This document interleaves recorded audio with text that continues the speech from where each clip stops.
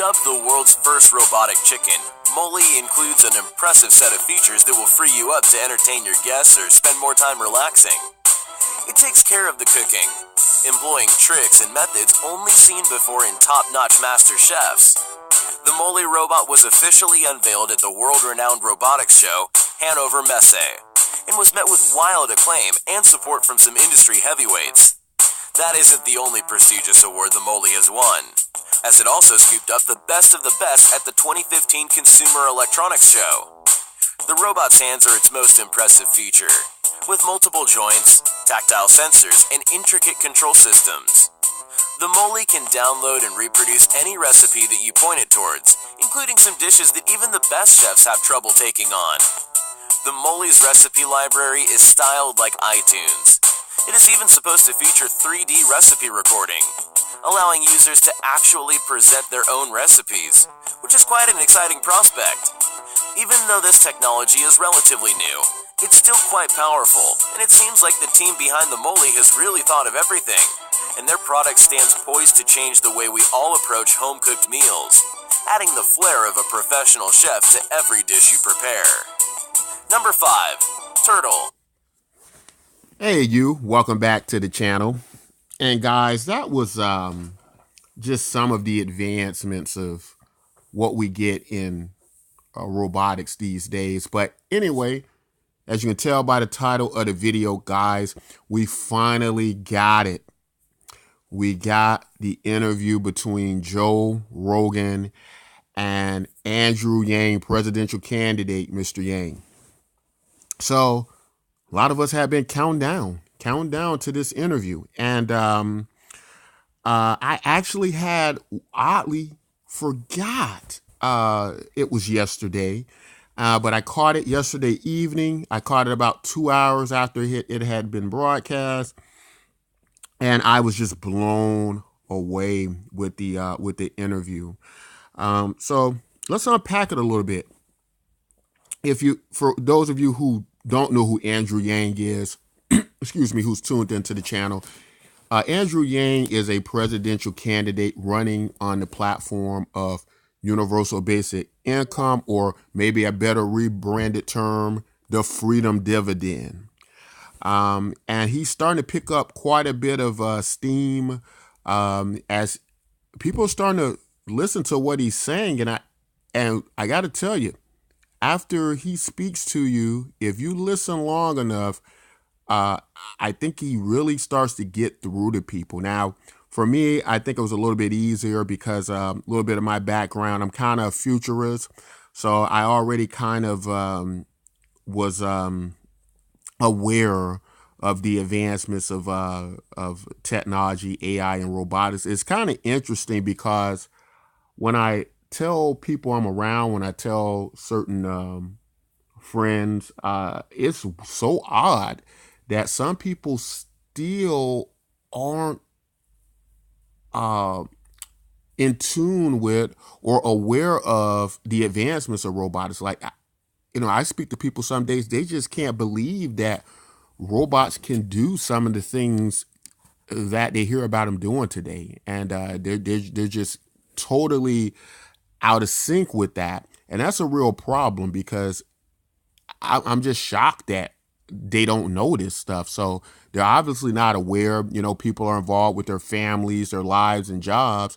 And the problem with that is when these things hit, unfortunately, it might be too late, right? It might already be upon us for the most part, because these developments are so fast. Like a lot of these videos, a lot of content we watch about these robots are already years old, right? And these companies are continually developing these robots further and further. So Andrew Yang's running on this eventuality that these robots are going to replace such a great degree of the labor force that it's going to be catastrophic, unlike ever seen before. And just a fantastic interview. Now, this was interesting. This is something I learned that surprisingly, I was surprised I didn't know about, but a lot of the argument that comes from people who disagree with the notion of universal basic income, who disagree with this platform, comes from what happened at the turn of the Industrial Revolution. Now, this is the crazy part of this whole view that we get from a lot of people today, and that is that what we're facing now is comparable to the Industrial Revolution. And what I mean by that, the Industrial Revolution, of course, that was the last time we had this major advance where robotics and technology displaced a lot of workers, right? It displaced a lot of farmers. It displaced a lot of factory type work. And what doesn't get mentioned a lot, that Andrew Yang brought up, that somehow I missed, was that there were a lot of opposition to robotics displacing the jobs. There was a lot of riots and various things like that, so much to the point that the entire holiday of Labor Day in the United States is due to the end of these riots, right? The Labor Day, the holiday, is based on, all of this disruption throughout the job market. So I thought that was just so very interesting. I don't know how I didn't look up the history of Labor Day. I kind of thought it was just kind of paying thanks to the labor force and giving everybody a day off to, to thank the labor force. I didn't know it had to do with that. But that just shows the seriousness of this. But the thing is, we're somehow comparing what we're going to get and what we're seeing with that. And the thing about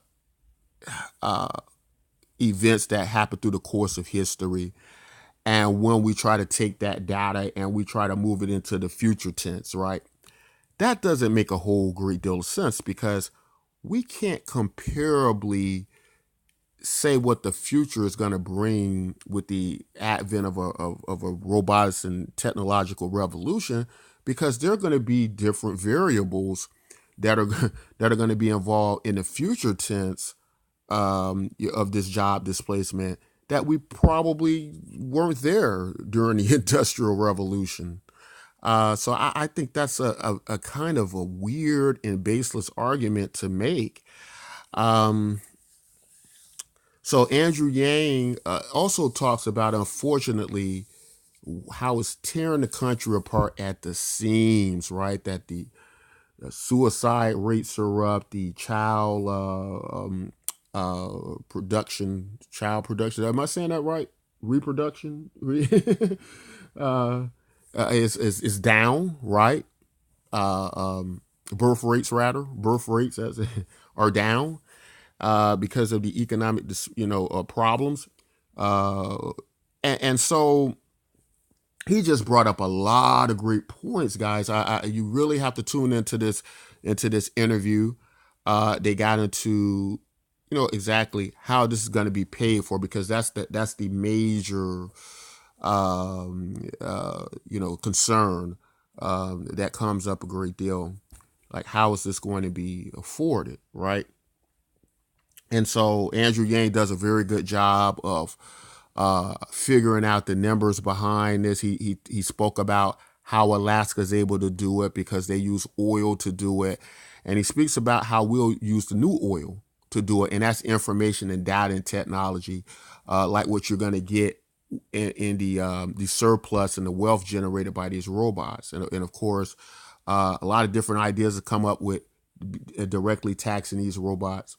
Or taxing the companies that benefit from them, which makes sense, because if you had workers, right, now you've displaced all these workers, well, workers pay taxes, right?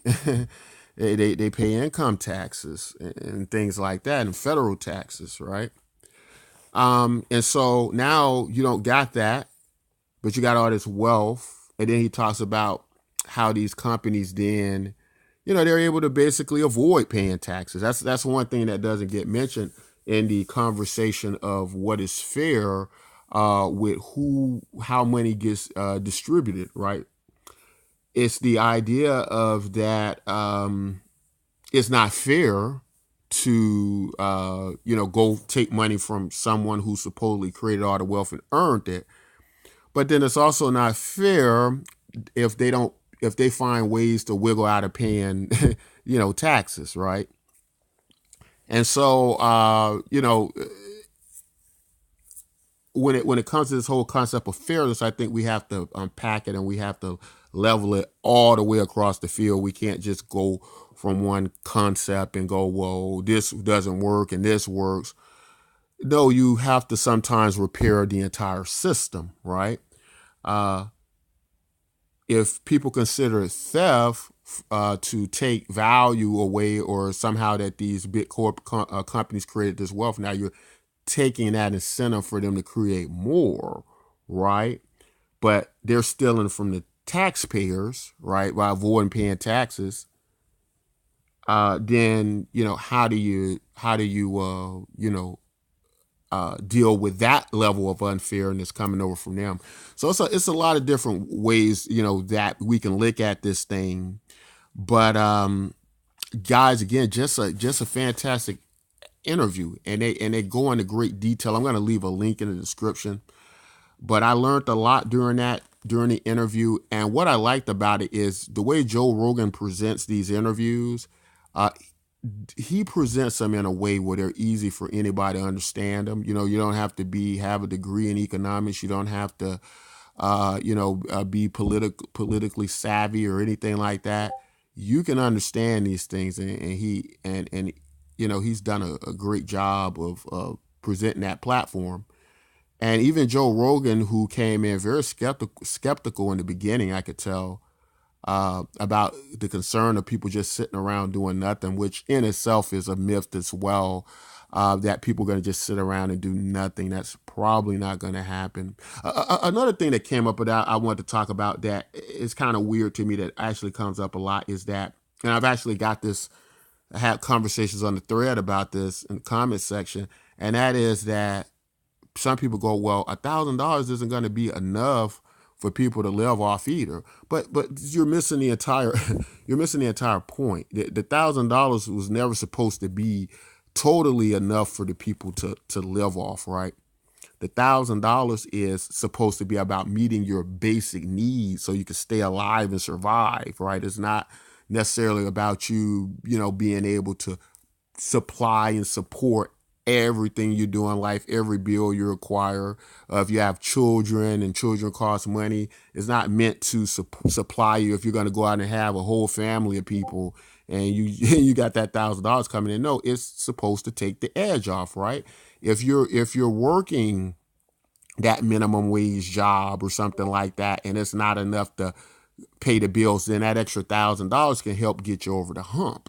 And they go on to the far-reaching effects of this, being able to do it, what it can do to a person's physical health and mental health, and what it can do to the crime rate, right? The crime rate, meaning that it's going to probably be a lot less crime and a lot less money going into crime or going out of the system due to crime, right?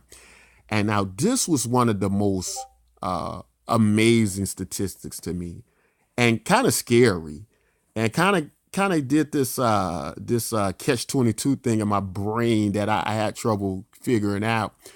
But every time somebody commits a crime because they're desperate or they don't have something, they go out and steal because they can't get a job or buy food, or they can't get the job they want, or whatever the case may be, it costs about something like $40,000 a year to imprison one person. So throughout the interview, and if you watch it, you probably recall this, but throughout the interview, this weird thing comes up about why not just give the the criminals the $40,000? If you gave a criminal to keep them, because the whole concept was that some of the people who work in the prison systems were saying that it's so the situation with prison is probably easier just to pay people to keep them out of the prison, right? If you so $40,000 a year to imprison one person. Just think about that for a second. If if somehow the $40,000 or even a portion of that, right? Half of that, $30,000, and you save $10,000. What if you gave $30,000 to a criminal a year and you told him, look, you can get this $30,000 a year. All you gotta do is stay out of trouble. Don't rob anybody, don't commit crimes. We're gonna pay $30,000 a year, and we're gonna save $10,000 a year. Isn't that a catch 22? I mean, that is so crazy. But I understand the concept of it, though, of if you have something like the freedom dividend or universal basic income, whatever you want to call it, then that's gonna halt a lot of that because these people are gonna be walking around with $1,000 in their pocket. They're probably gonna spend 1,000 before they go rob somebody for it. And so it's just it's and again, this isn't about this $1,000 per month solving the entire issue. That's Andrew Yang's not saying that's what it's supposed to do, and I think now we're understanding that. Joe Rogan understands it now because he seemed to be coming with that same type position, right? Because misunderstanding of what it was about. No, it's not. It's not supposed to do that, but it can reduce some of these mental health issues. It could maybe reduce some of the suicide rate because people don't feel as desperate. And I think what's going to be important with Andrew Yang as far as just getting to the idea of can he win, I think he has a good chance. And I say that because when you look at the college graduates who are just bogged down by debt. Some of them are teachers too. It's kind of crazy. Some teachers are carrying a lot of debt, not making all that much money, but still carrying all this college debt, right? You imagine like how a lot of those people are going to feel about getting an extra $1,000 per month. They're probably going to be for it. If he can get into that area of the voting group, I think a lot of young people too. If he can, and that's kind of the weird thing I'm seeing with him though, that I think maybe he should go after that too, more the young people, because like when I look at a lot of his rallies or when he goes out and speaks to people or whatnot, it's like a lot of maybe that's his target right now because he's done a lot with truckers. He's done a lot with the Midwest, right? The heartlands of America, Iowa, and various places like that. Because there's a lot of these people do a lot of trucking work that's going to be displaced. They do a lot of these jobs. And this trucking industry, as he brought out, it's not just going to affect some guy who went off and got a trucker's driver's license, right? It's going to affect everything that integrates into that, from the hotels and motels that service these people, the diners, that get all their business, all these small businesses that are getting business from this large amount of truckers that are creating this $160 billion economy per year. And so it's going to be a lot affected. But I think, my opinion is start targeting a lot of these young people, right? Because what's coming over good is that the young people who are building a lot of this AI, and just how a lot of young voters are today, a lot of the young voters are born after the internet was created, right? So they're born with technology. They understand the large reach that technology has and what it can do. They can understand the advancements technology is going to make because they were born with it. They're in sync with it.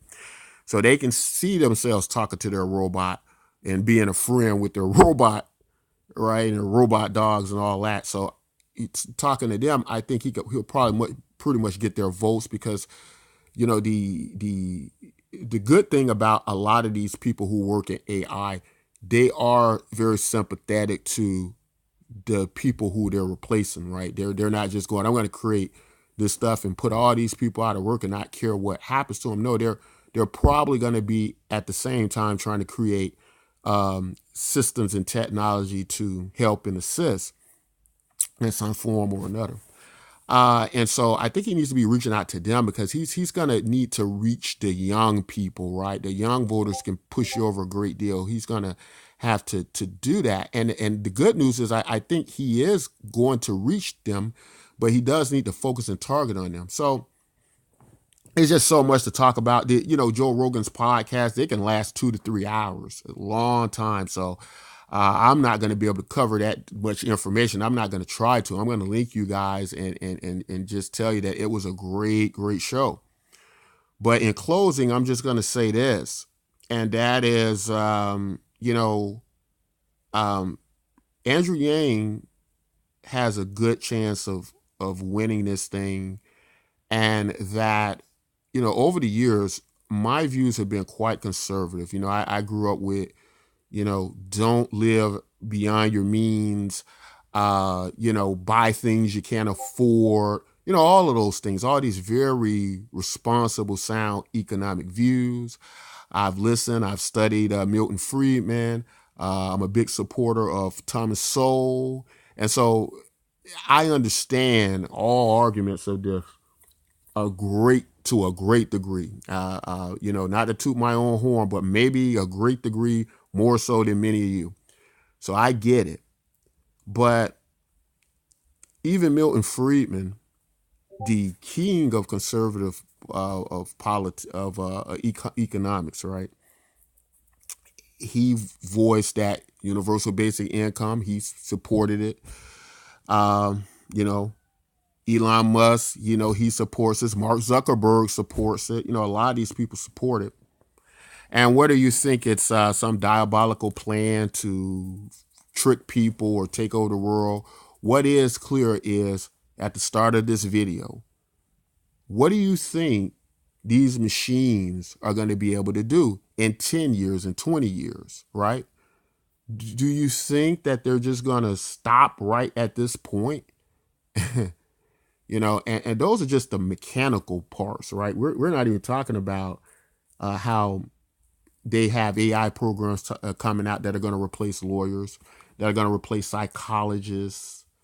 It's a lot of what we would term intellectual skill jobs, or people are going to be out of work, and these kids coming out of school are going to have jobs in that area.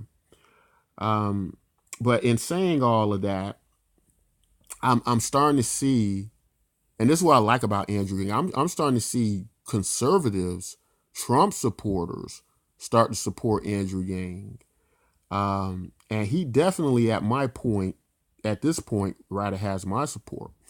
But here's the thing: before we get excited, that I want to say is that Washington politics is ugly. It's grueling. And we already know when Washington politics can't get its way, it'll cheat, it'll beg, borrow, it'll steal, it'll cheat, it'll change the system, it'll change the rules. And so even if Andrew Yang gains a lot of traction, even if he does a good job, we have to expect that there are going to be a lot of obstacles thrown in his way. So this is what I want to say to you all, because quite a few of you all have been watching my content, specifically dealing with Andrew Yang. This is what I want to say to you all. A lot of you have watched it and agreed with it and supported it, but I noticed you haven't joined my program, my personal project based on universal basic income. Now, here's what I'm suggesting, or here's what I'm saying. And I'm not comparing Andrew Yang to Bernie Sanders. I'm not comparing them to that. Although I think that there will be people who do see a version of Bernie Sanders and Andrew Yang who haven't listened to Andrew Yang, but I can see them being confused and somehow grouping them together. But if we go back to the Bernie Sanders campaign, what we got with Bernie Sanders was, at the end, when he lost, he went, the fight is going to continue, right? And he wants the fight to continue. And then he backed Hillary Clinton. But here's the problem. The fight didn't continue, right? It didn't continue. It stopped right there. And in fact, from the standpoint of the Democrats or the Democratic Socialists, I would say it went totally the opposite direction, because then you got Donald Trump, right? Which is totally different from, any direction they were probably going for. But I'm saying all that to say this, right? Andrew Yang has a good chance of winning. But they're going to throw a lot at him, and he may not win. If that happens, then are you giving up the fight, for those of you all who support him and believe in his campaign, right? Are you giving up the fight? If that happens, are you prepared if he loses? And if he loses, what are you going to do about it? So that's what I'm suggesting now. Our program is a blockchain technology that's experimenting with universal basic income right now, because the problem is, like Andrew Yang said, and then by the time things get bad and then we turn our attention to this and we decide to do something about this, by the time that happens, it's going to be too late, right? And then everybody's going to be trying to figure out stuff, and it's going to probably be a disaster. You have to experiment with these things early. There's a chance to do that now. If Andrew Yang wins, that'd be great. If he doesn't, then you have this type of backup plan, right? Where you can still function and try out different things and go forward with a solution to the future. But you all have to do that, right? You have to seek that out. But if he does lose, don't let this be another situation like what happened with Bernie Sanders. But anyway, guys, that's all I want to say in this video. I hope you all, if you did see the Joe Rogan video with Andrew Yang, I hope you all enjoyed it. If you didn't watch it, you need to absolutely watch it. We're going to leave a link in the description to the full video. And guys, if you like content like this, don't forget to like, subscribe. And until next time, take care.